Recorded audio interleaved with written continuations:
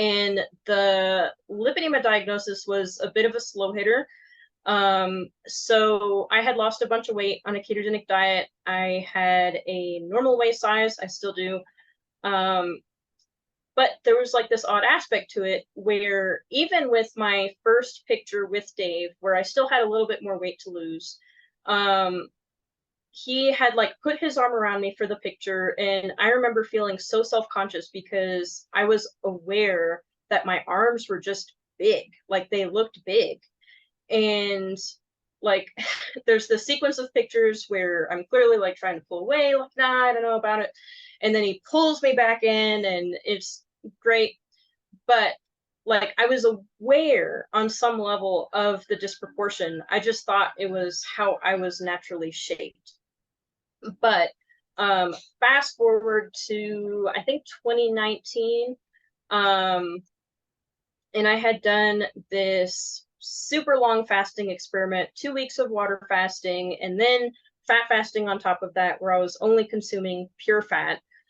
And it was a self-experiment, which I had done a ton of before, and I had done long fasts before that when I was at a higher weight. And my logic through this is visually, I clearly have a lot of fat, so I should be able to comfortably fast for this long. But it went weird. Even by the end of the first week, I was already talking to Dave, and I was like, I don't know if I want to continue this. Like, I just keep thinking about food. And on previous fasts, wouldn't think about food at all. The main problem was that it was boring. And this was different. I was starting to get fatigued. I was starting to sleep a lot, but it was very disrupted. I'd have trouble sleeping at night, but then I'd have to take a nap during the day because I was so exhausted. My menstrual cycle got disrupted during that. I was feeling cold and just the obsessive thoughts about food. And it was weird, but what ultimately happened is I had posted a before picture before the fast and then a during picture, and 3 different women reached out to me privately and said something along the lines of, have you ever looked into lipedema? Because the pictures you've posted, it looks like it might be that. It's like, I don't know what lipedema is. I've never heard of it, so I don't know. And for me, like, I wasn't offended or anything. It's just like, oh, that's interesting. I don't know what that means. So I ended up looking further into it, and I talked to my doctor about it. And at the time, he was like, well, I don't know how much a diagnosis would help. There's not really much you can do about it. Like, I don't want to hear it. Just like, I need to know. I need to know for sure if this is what I'm dealing with. And so he referred me to a specialist. I took a big, awesome road trip with a couple of friends from Colorado to California. Beautiful, gorgeous scenery. Like, just the trip itself was really cool.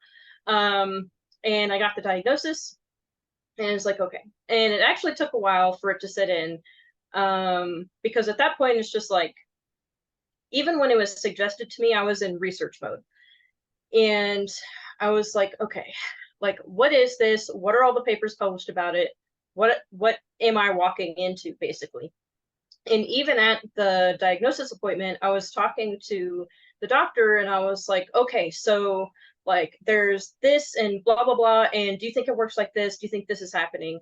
And what's funny is she has papers published on lipedema. And so I walked into the appointment. I was like, read all your papers, love your work. She's like, great. But it actually took a while for it to sink in. Like, after the diagnosis, I reached out to, I think it was an accumulation of multiple things. So Amber O'Hearn connected me with Leslyn Keith and Catherine Seo through the Lipedema Project. And I also reached out to them independently because they had written a paper talking about ketogenic diets for lipedema. And I was like, cool, already doing that. But I had some questions about some things that I recommended because I thought they were smart, in terms of like avoiding dairy and avoiding nut flours.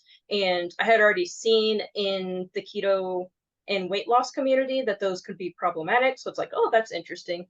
And so I reached out to them, connected with them. And that's a whole like explosion of things in itself. But it was probably about a year later where it really sunk in like, oh, I have lipedema and this actually sucks really bad. um, like at that point, I got pretty comfortable with knowing what it is and knowing what we know and some of what we don't know. And I learned a lot more about what we don't know over time. But there is a very emotional and psychological aspect to it, because before the lipedema diagnosis, I had done another experiment, two experiments back to back, actually. I had done a high fat carnivore experiment where I achieved my lowest weight ever. I looked so small, like not normal necessarily, like I still looked disproportionate and stuff like that, but definitely smallest waist size I'd ever had. And then immediately after that, I did a high carb experiment. So in between, I had a washout where I ate high protein carnivore to regain the weight I had lost from high fat carnivore. And then I went into this high carb experiment, and I had put it together in a way that I thought would be more careful, because I was trying to replicate an experiment that Dave had done where he had done white bread and lean meat, like deli meat. And I was like, I'm not doing that. Like, I have to be considerate of my mental health. And so I did mine with black beans and chicken breast and some spices in terms of like cumin and garlic powder. And for the last, I think, 5 days, I added in honey and bananas. So like these like wholesome foods, like trying to construct the best version of this that I could. And it still sucked. Like over that experiment, which was 8 days long, plus in the weeks after, I gained a lot of weight. I think I gained like 20 pounds overall if you compare from the end of the high fat carnivore up until the final like measurement of the high carb experiment. And I detail it that way because the psychological impact of going to my smallest size ever to 20 pounds higher in the space of a few weeks was really not fantastic. But even more than that, I experienced a lot of fatigue during that experiment. And what was even worse is that at the end of each day, so there was a portion where it was same amount of calories, like 1,700 calories or something like that. And then it went up to 3,000 calories of extremely high carb, low fat. At the end of the day, eating 3,000 calories, double what I was usually eating at that point, I was ravenously hungry. So uncontrollably hungry. I would be in bed at night, just like, I'm so hungry. It was miserable.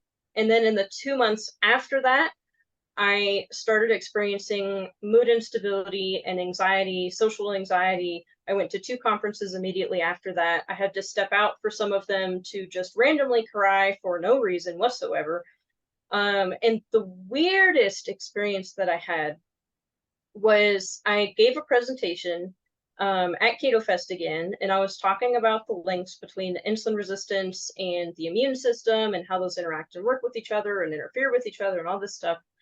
And now it's one of my favorite presentations that I've ever given. And after I gave the presentation, people were coming up and saying how they appreciate it and how they found it really interesting and it's such an important topic and yada, yada, yada. And as they were saying that, in my head, I was like, they're lying to you.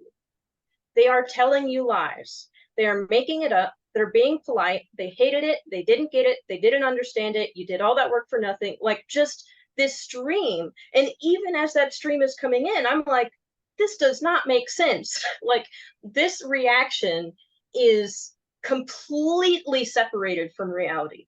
And the most infuriating thing about probably dealing with any mental illness, but at least in my experience, dealing with depression and anxiety, is that like you can acknowledge that this makes no sense and you are out of your mind, but that just results in its own spiral of, yeah, you just suck. You can't even talk your way out of this. You can't reason your way out of this. Like there's nothing, and it just becomes this whole other thing. So you can know that something is wrong, but you can't, like, it's just there.